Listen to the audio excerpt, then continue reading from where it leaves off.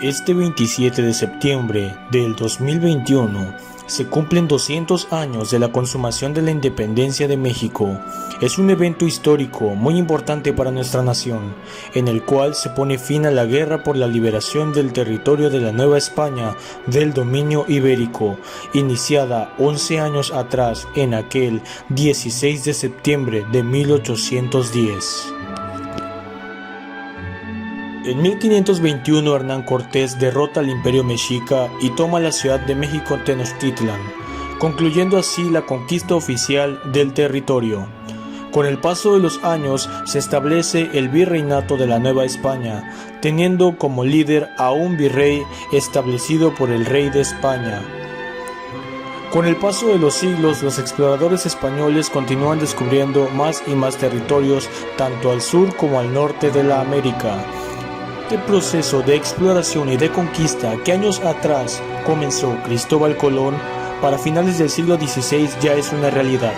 Tanto el Caribe como la América septentrional, y llegando a los Andes y al Imperio Inca, el Río de la Plata y la Patagonia, y muchos más territorios vastos, son en su mayoría parte del Imperio Español. En la Nueva España durante 300 años se vivió un cambio social, económico y religioso que impactó de manera contundente a los naturales del continente. El mundo que ellos conocían dejó de existir junto con sus libertades y sus derechos. La vida en sí misma ahora básicamente dependía de los blancos europeos que tenían el control. Entre tantos cambios, en el territorio se da una clasificación racial, étnica y de clases sociales muy marcadas, que hasta hoy, en nuestros días, es evidente en nuestra vida cotidiana. Se implementó el sistema de castas. Las más conocidas, por mencionar algunas, son los peninsulares, españoles nacidos en España, criollos, de madre y padre español pero nacidos en América, mestizos, hijos de un español y una indígena, indígenas originarios y negros africanos, esos últimos siendo esclavos. Cabe recalcar que para la corona española los indígenas no eran considerados esclavos, puesto que sus condiciones físicas y raciales los hacían merecedores de ser súbditos de la corona.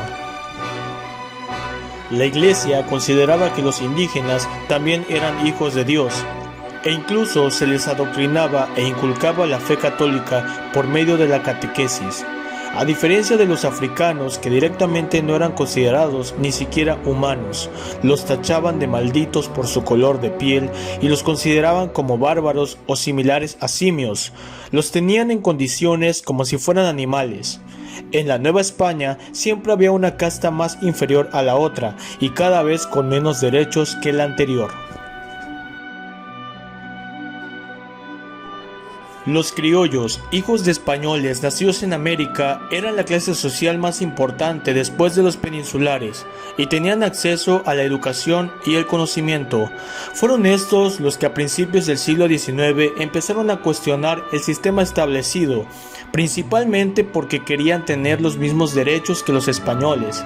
Es aquí donde las ideas provenientes de Europa, más concretamente de la Ilustración, el liberalismo y sucesos como la independencia de las 13 colonias británicas en Norteamérica, las reformas borbónicas y la Revolución Francesa inspiraron a muchos criollos a lo largo y ancho de la Nueva España en cambiar el sistema establecido.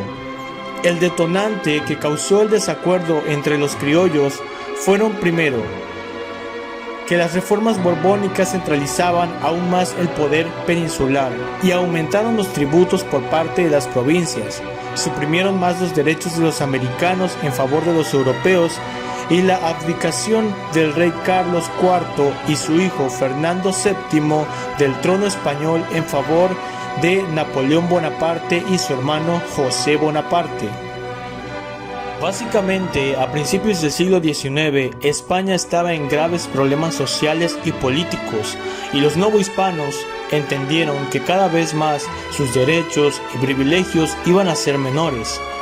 Hubieron varios intentos de reformar y alzar la voz, en su mayoría por vía pacífica y diplomática, pero fueron tachadas de alta traición, como el intento fallido del abogado Francisco Primo de Verdad en 1808, a quien se le considera el iniciador de la libertad novohispana y primer mártir de la independencia.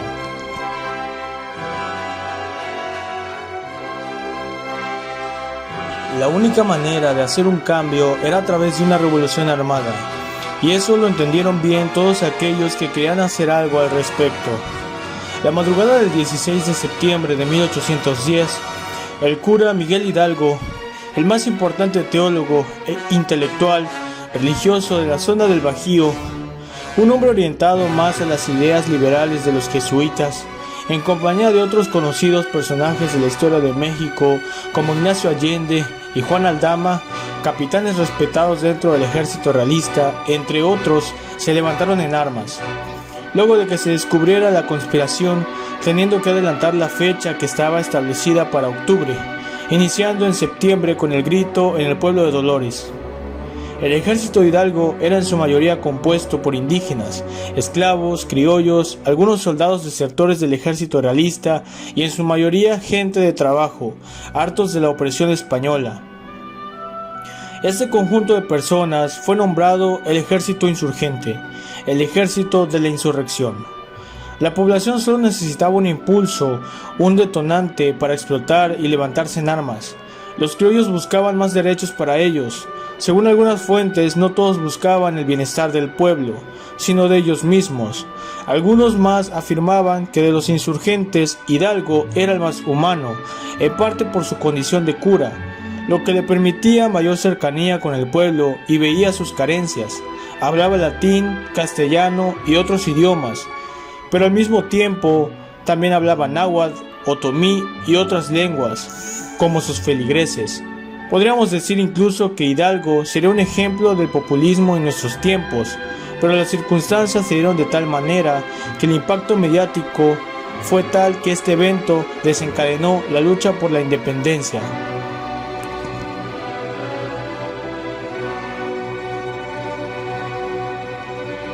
Al concluir el movimiento, el nuevo territorio liberado iba a ser puesto a disposición de Fernando VII, el legítimo heredero de la corona, hasta antes del usurpo de Napoleón Bonaparte. Tanto el pueblo español como el novohispano, especialmente los criollos, no apoyaban la monarquía española encabezada por un extranjero francés, a lo que ellos denominaban una monarquía afrancesada. Lo importante de todo esto es saber reconocer e identificar las facetas de la evolución del proceso, es decir, por un lado tienes dos bandos enfrentándose, europeos contra americanos, insurgentes contra realistas, criollos contra peninsulares, y dentro del bando de los insurrectos tienes muchas variantes, entre las que encontramos la visión de los indígenas o la visión de los criollos, por mencionar algunas. ¿Qué quiero decir con esto? Bueno, no es lo mismo como veía el movimiento un campesino que no sabe leer ni escribir y que a duras penas habla castellano y que su lengua materna es el náhuatl, el cual seguramente será asesinado por su nulo conocimiento bélico, que será carne de cañón, pero que sabe que morir en batalla es mejor que seguir viviendo una vida vacía en la que en teoría no eres un esclavo, pero al no tener los mismos derechos que los demás, simplemente no eres un hombre realmente libre. En una época en donde el hambre era común y la tasa de natalidad realmente era nula, muchos niños morían antes del año y tener 50 años era considerado ya viejo. La esperanza de vida era escasa. En comparación de la visión de un hijo de españoles nacido en América, que su mera condición de nacimiento al finalizar el movimiento, si obtenían éxito, seguramente será el de ser del sector privilegiado, de los que ocuparán los puestos de poder y que tal vez directa o indirectamente terminará ejerciendo cierta opresión sobre los demás. Hegel hace mención, el hombre siempre buscará dominar al otro e imponer su voluntad, y Maquiavelo lo afirma al decir que el poder corrompe los corazones de los hombres. Hidalgo, Allende, Aldama y Jiménez fueron fusilados dando fin a la primera etapa de la guerra. Pero la lucha por la independencia continuó. Aún después de la muerte del generalísimo, el movimiento tuvo a la cabeza grandes nombres de la historia nacional como Nicolás Bravo, Ignacio López Rayón, José María Morelos, Mariano Abasolo, Andrés Quintana Roo y Vicente Guerrero, entre otros, a lo largo de 11 años de guerra, de sangre y de miseria. Durante este proceso se llevaron a cabo la emisión de varios documentos, entre los que podemos destacar el texto de Morelos, Los sentimientos de la nación, en el cual se puede ver una amplia inspiración de las ideas de la Revolución Francesa, la Ilustración y el nacionalismo, dando como puntos más importantes el de que América es para los americanos, la soberanía de la nación, la protección del país ante los invasores extranjeros, la instauración de un Congreso dando paso a la democracia, la mención de la libertad del país, la disminución de las jornadas laborales, dando así a este documento la importancia de ser adelantado a su época, teniendo ideales socialistas y el hecho de que se abolía la esclavitud en territorio nacional y la igualdad entre las personas sin distinción de castas, algo que, como podemos saber, ni Estados Unidos tuvo en mente la abolición de la esclavitud hasta años posteriores. La guerra tuvo diferentes facetas. En otro video profundizaremos sobre el periodo de los 11 años del conflicto armado con más detalle. Hacia el final de la guerra, pasando ya la década de resistencia, los insurgentes ya eran menos y con menor fuerza. Sus líderes eran respetados, pero habían perdido presencia y se replegaron hacia el sur, a las sierras de los actuales estados de Guerrero y de Oaxaca. Agustín de Iturbide era el hombre designado por parte del ejército realista de doblegar la sublevación en el sur, pero a pesar de no estar en su mejor forma, Vicente Guerrero era muy difícil de derrotar, principalmente peleando en la sierra y mediante el método de guerra de guerrillas, por lo que Iturbide decidió utilizar otra estrategia, esta vez por la vía de la diplomacia.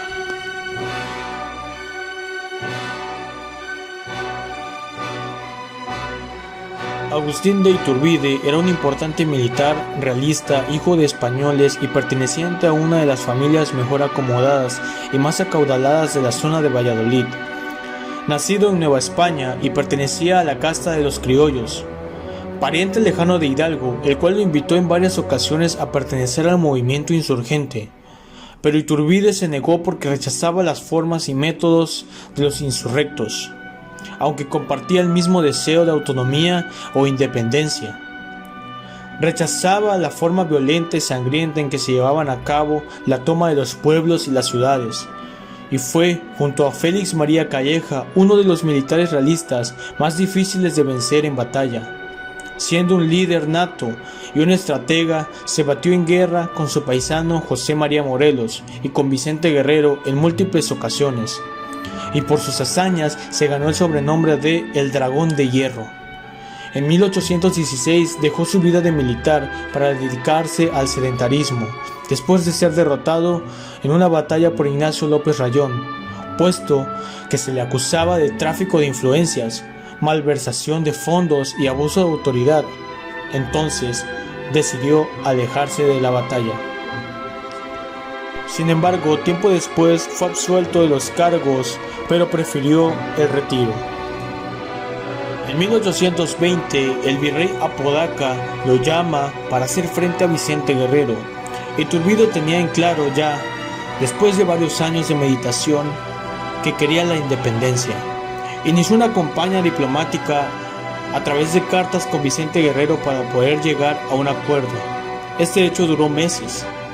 El 24 de febrero de 1821, Guerrero e Iturbide se reúnen y firman el Plan de Iguala, en donde establecen 3 garantías indispensables para llevar a cabo una alianza: la preservación de la religión católica, la independencia y la igualdad entre españoles y americanos. Realizada la alianza, la unión de insurgentes y realistas concluyó con el surgimiento del ejército trigarante, el cual avanzó con rumbo a la capital. A la llegada del nuevo virrey Juan de O'Donoghue al puerto de Veracruz, Iturbide y el nuevo virrey se pusieron en contacto y firmaron un acuerdo donde se reconocía la independencia de la Nueva España, el cual fue conocido como los Tratados de Córdoba, donde se estipulaba que el trono sería ofrecido al rey Fernando VII o a un descendiente de la Casa de Borbón, no sin antes establecer que en caso de rechazar el trono, una persona que haya nacido en América pudiera también tener derecho a gobernar. Con esto, el 17 de septiembre entró triunfante a la Ciudad de México, liderados por Iturbide y acompañados por Guerrero, el ejército trigarante. Evidentemente, Fernando VII se negó y rechazó la propuesta, así como la independencia, y nadie de la Casa Real vino a gobernar. Agustín, que gozaba de gran popularidad entre el pueblo y los militares, fue propuesto para ser el líder de la nueva nación, lo que daría el inicio a otra etapa en la historia de México, el nacimiento del primer imperio mexicano, pero hablaremos de esto en otro video. Con la consumación de la independencia, se hizo evidente que finalizarían 300 años de tiranía, de mal gobierno, de explotación y de desigualdad. Bueno, al menos eso es lo que se esperaba, pero la historia tendría otros planes para la incipiente nación. Suscríbete a Enigma Histórico, dale like y comenta.